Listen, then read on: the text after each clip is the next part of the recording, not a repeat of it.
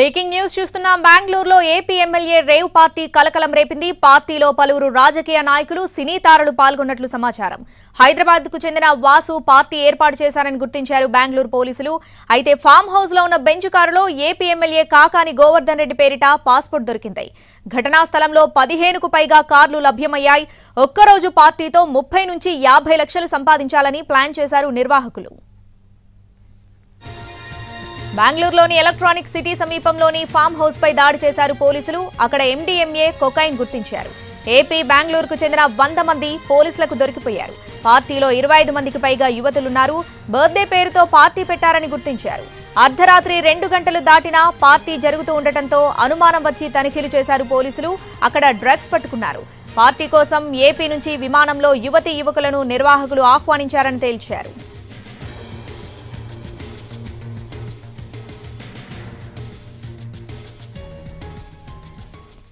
పూర్తి అప్డేట్స్ మా ప్రతినిధి ఆశా ఫోన్ ద్వారా అందిస్తారు. ఆశా,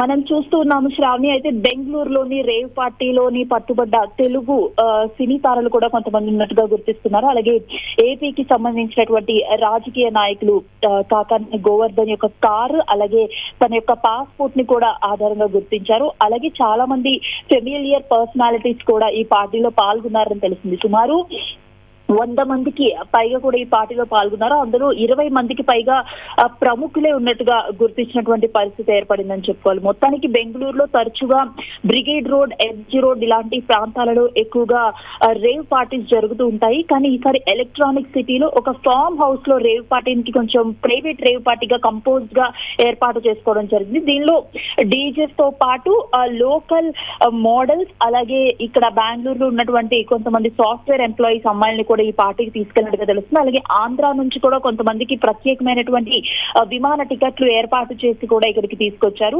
ఇది ముందు బర్త్డే పార్టీగా పేర్కొన్నారు. పార్టీకి పిలిచే ముందు ఇదంతా బర్త్డే పార్టీ అని చెప్పుకుంటూ వచ్చారు. సో తమ ఫ్రెండ్స్, మ్యూచువల్ ఫ్రెండ్స్ ద్వారా ఈ పార్టీకి పిలవడం జరిగిందని కొంతమంది టెక్కీ అమ్మాయిలు పోలీస్ సిబ్బందికి చెప్తున్నటువంటి పరిస్థితి. తీరా వచ్చిన తర్వాత ఇది 7 o'clock కి పార్టీ స్టార్ట్ అవుతుందని చెప్పారు. కానీ 7 o'clock నుంచి తెల్లవారుజాము 6 గంటల వరకు, సన్ రైజ్ వరకు ఈ పార్టీ జరిగింది అంటూ కూడా అమ్మాయిలు చెప్పుకుంటూ వచ్చారని పోలీసులు చెప్తున్నారు. అలాగే కొన్ని కార్స్, బెంజ్ కార్స్ కానివచ్చు, కొన్ని రికాగ్నైజ్డ్ ఆంధ్ర రిజిస్ట్రేషన్ తో ఉన్నటువంటి కార్లను కూడా కొన్ని పోలీసులు గుర్తించారు. అలాగే తెలంగాణ రిజిస్ట్రేషన్ తో ఉన్న కార్లని కూడా పోలీసులు గుర్తించారు. సో అవన్నీ కూడా కస్టడీలోకి తీసుకున్నట్లుగా తెలుస్తుంది. మరి కాసేపట్లో ఇందులో ఎవరెవరు సినీ తారలు లేదా ఎవరెవరు రాజకీయ నాయకులు ఇంకా ఇన్వాల్వ్ అయ్యి ఉన్నారు అనేది కూడా మనం గుర్తించవచ్చు. అలాగే ఈ ఒక్క పార్టీలోనే కొకైన్ తో పాటు ఎండిఎంఏ అనేటటువంటి డ్రగ్స్ ని కూడా యూజ్ చేసినట్లుగా ఫోరెన్సిక్ ల్యాబ్ వారు గుర్తించినటువంటి పరిస్థితి. బెంగళూరులో ముఖ్యంగా electronic city, brigade road, MG road ఇలాంటి ప్రాంతాల్లో అధికంగా ఈ రేవ్ పార్టీస్, ప్రైవేట్ పార్టీస్ అనేవి జరుగుతూ ఉంటాయి. తరచుగా హైదరాబాద్ నుంచి కొంతమంది వస్తూ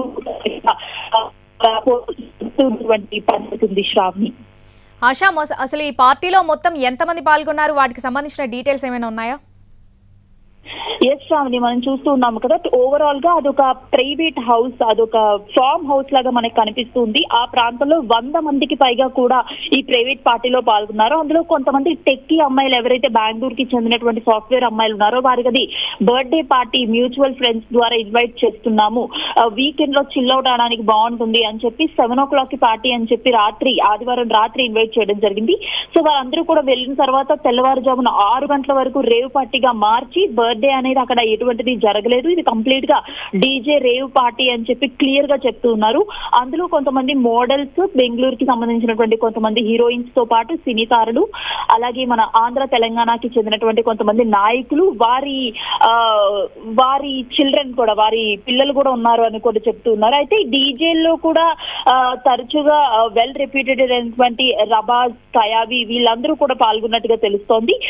పలు మోడల్స్ తో పాటు బెంజ్ కార్స్, అలాగే మెర్సిడాస్ ఇలాంటి కార్లు, జాగ్వార్ కార్లు, ఆడి కార్లు కూడా ఉన్నట్టుగా తెలుస్తున్నాం. అవన్నీ కూడా కస్టడీలోకి తీసుకున్నారని చెప్తూ ఉన్నారు పోలీసులు.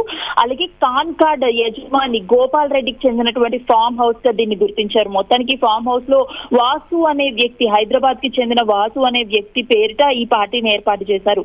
వారి టార్గెట్ అయితే సుమారు ఒక 25 నుంచి 50 లక్షలు సంపాదించడమే అనేది కూడా గుర్తించినటువంటి పరిస్థితి ఉంది. Shravani, right Asha, thanks for the updates.